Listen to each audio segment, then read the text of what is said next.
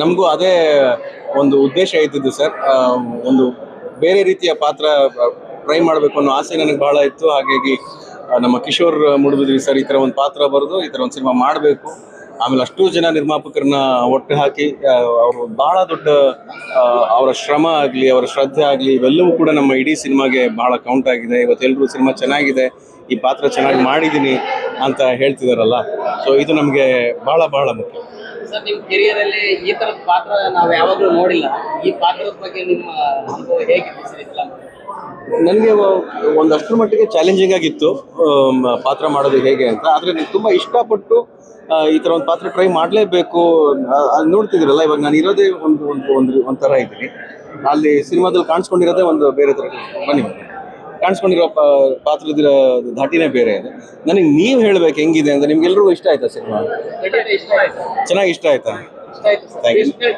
So ನನಗೇನಾಗುತ್ತೆ ಅಂದರೆ, ನಾವು promotions ಮಾಡ್ತೀವಿ, ಹಲವಾರು ರೀತಿಯಲ್ಲಿ ಪ್ರಮೋಷನ್ಸ್ ಮಾಡ್ತೀವಿ, ಸೋಷಿಯಲ್ ಮೀಡಿಯಾದಲ್ಲಿ ಮಾಡ್ತೀವಿ, ಬೇರೆ ಚಾನೆಲ್ಗಳಲ್ಲಿ ಮಾಡ್ತೀವಿ. ಆದರೆ ನೀವು ಇವಾಗ ನನ್ನ ಏನು ಶೂಟ್ ಮಾಡ್ತಿದ್ರೆ, ನೀವೇನು ನನ್ನ ಒಪಿನಿಯನ್ ಆಗಲಿ, ನನ್ನ ರೆಸ್ಪಾನ್ಸಲ್ಲಿ ತಗೋತಾ ಇದ್ದೀರಾ, ಆಮೇಲೆ ನೀವು ಸಿನಿಮಾ ನೋಡಿದ್ದೀರಾ, ನೀವು ಇದನ್ನು ಎಷ್ಟು ಜನರಿಗೆ ಸಿನಿಮಾ ಬಗ್ಗೆ ಒಂದು 4 ಒಳ್ಳೆ ಮಾತು ಆಡಿದಾಗ ಜನ ಥಿಯೇಟ್ರಿಗೆ ಬರ್ತಾರೋ, ಆವಾಗ ಈ ಸಿನಿಮಾ ಮಾಡಿದ್ದಕ್ಕೂ ನಾನು ಈ ಬೇರೆ ಥರದ ಪಾತ್ರ ಪ್ರಯತ್ನ ಪಟ್ಟಿದ್ದಕ್ಕೂ ಸಂಪೂರ್ಣ ಏನು ಹೇಳ್ತಾರೆ, ಅದಕ್ಕೊಂದು ಸಂಪೂರ್ಣತೆ ಸಿಗುತ್ತೆ, ಅದಕ್ಕೊಂದು ಗೆಲುವು ಸಿಗುತ್ತೆ.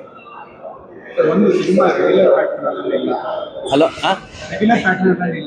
ಹೌದು ಹೌದು ಹೌದು ಸರಿ, ಕೇಳಿಸಿಲ್ಲ. Climax unexpected. ಹೌದೌದು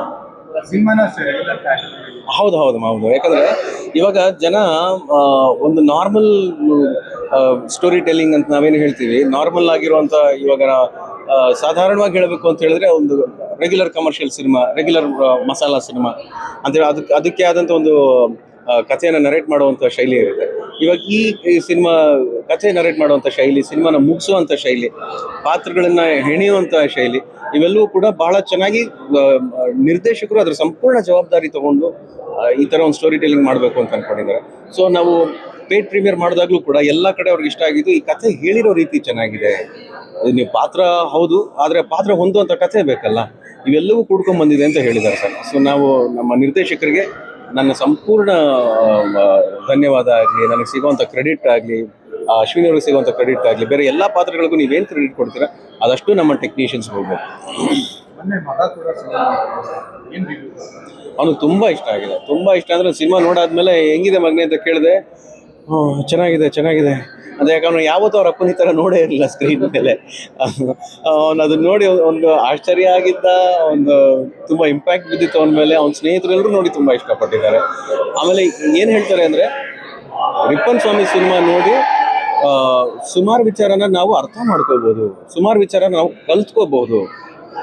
ಹೇಗಿದ್ರೆ ಹೇಗಾಗುತ್ತೆ ಜೀವನ, ಹೇಗಿದ್ರೆ ನಮ್ಮ ಜೊತೆ ಜನ ಹೇಗಿರ್ತಾರೆ ಅನ್ನುವಂಥ ವಿಚಾರನ ನನಗೆ ಅವರು ಹುಡುಗರೆಲ್ಲ ಸೇರ್ಕೊಂಡು ನನಗೆ ಹೇಳೋದು. ನಮ್ಗೆ ಭಾಳ ಖುಷಿ ಆಯಿತು. ಪರವಾಗಿಲ್ಲ, ಇಷ್ಟೆಲ್ಲ ಯೋಚನೆ ಮಾಡಿದ್ರಲ್ಲ ಹುಡುಗರು ಅಂತ. ಅದಕ್ಕೆ ನಾನು ಎಲ್ಲರೂ ಕೇಳ್ಕೊತಾ ಇರೋದು, ನೀವು ಹೇಳಿದಾಗ ಜನ ಥಿಯೇಟ್ರಿಗೆ ಬರ್ತಾರೆ. ಯಾಕಂದ್ರೆ ಅವ್ರು ಥಿಯೇಟ್ರಿಗೆ ಬರೋವರೆಗೂ ನಿಮ್ಮ ಜವಾಬ್ದಾರಿ, ಬಂದ ಮೇಲೆ ನನ್ನ ಜವಾಬ್ದಾರಿ. ಸೊ ಆ ಥರ ಜವಾಬ್ದಾರಿಗಳನ್ನ ಹಂಚ್ಕೊಳ್ಳೋಣ ಅಂತ ನಾನು ಹೇಳೋದಕ್ಕೆ ಇಷ್ಟಪಡ್ತೀನಿ. ಬೇಗ ಥಿಯೇಟ್ರಿಗೆ ಬನ್ನಿ. ರಿಪ್ಪನ್ ಸ್ವಾಮಿ ಸಿನಿಮಾ ಥಿಯೇಟ್ರ್ಗಳಲ್ಲಿ ರಿಲೀಸ್ ಆಗಿದೆ, ಥಿಯೇಟ್ರ್ಗಳಲ್ಲಿದೆ, ಮಲ್ಟಿಪ್ಲೆಕ್ಸಲ್ಲಿದೆ, ಮಾಲಲ್ಲಿದೆ. ನೀವು ಎಲ್ಲ ಜಾಗಗಳಲ್ಲೂ ನಿಮ್ಮ ಟಿಕೆಟ್ಗಳನ್ನ ಬುಕ್ ಮಾಡ್ಕೊಂಡು ಬಂದು ಸಿನಿಮಾ ನೋಡಿ. ನಿಮ್ಮ ಚಿನ್ನಾರಿ ಮುತ್ತ ವಿಜಯ ರಾಘವೇಂದ್ರ ಇದುವರೆಗೂ ಮಾಡ್ಕೊಂಡ್ಬಂದಿರೋ ಪಾತ್ರ ನಿಮ್ಗೆ ಎಷ್ಟು ಇಷ್ಟ ಆಗಿದೆಯೋ, ರಿಪ್ಪನ್ ಸ್ವಾಮಿನೂ ಅಷ್ಟೇ ಇಷ್ಟ ಆಗುತ್ತೆ. ಇನ್ನು ಮೇಲೆ ಈ ರೀತಿ ಪಾತ್ರಗಳು ಮಾಡ್ತಾರೆ ಅನ್ನೋ ಥರ ವಿಚಾರಗಳನ್ನ ನಾನು ಕೇಳ್ತಾ ಇದ್ದೀನಿ. ಸೊ ಇನ್ನೂ ಹೆಚ್ಚು ನಿಮ್ಮಿಂದ ಕೇಳಬೇಕು ಅನ್ನೋ ನನ್ನ ಆಸೆ. ಹಾಗಾಗಿ ಬೇಗ ಬಂದು ಸಿನಿಮಾ ನೋಡಿ ನಮಗೆ ನಿಮ್ಮ ಆಶೀರ್ವಾದ ಬೇಕು ಅಂತ ಕೇಳ್ತೀನಿ. ಸರ್, ನಾನು ತುಂಬ ಬ್ಲ್ಯಾಂಕ್ ಆಗ್ಬಿಡ್ತೀನಿ ಸರ್ ಸಿನಿಮಾ ರಿಲೀಸ್ ಆದಾಗ. ಯಾಕಂದರೆ ಕರ್ತವ್ಯ ಮಾಡಿದ್ದೀವಿ, ಒಂದು ಒಳ್ಳೆ ಸಿನಿಮಾ ಮಾಡಬೇಕು ಅಂದರೆ ನಿಲ್ಲದ ಪ್ರಯತ್ನ ಮಾಡಿದ್ವಿ. ಎಲ್ಲ ನಮ್ಮ ಹುಡುಗರು, ಪ್ರಮೋಟ್ ಮಾಡ್ತಿರೋರು, ನಮ್ಮ ನಿರ್ದೇಶಕರು, ನಮ್ಮ ಎಲ್ಲ ಸಹ ಕಲಾವಿದರು ಎಲ್ಲರೂ ಕೂಡ ಸಿನಿಮಾ ರಿಲೀಸ್ ದಿನ ಬಂದಾಗ ನನಗೆ ಆತಂಕ, ಭಯ, ಇದು ಅದೇನೋ ನನಗೆ ಸ್ವಾಭಾವಿಕವಾಗಿ ನನಗೆ ಇಲ್ಲ ಸರ್. ನನಗೆ ಯಾಕಂದರೆ ಜನರ ಮೇಲೆ ನನಗೆ ಅಂಥ ನಂಬಿಕೆ.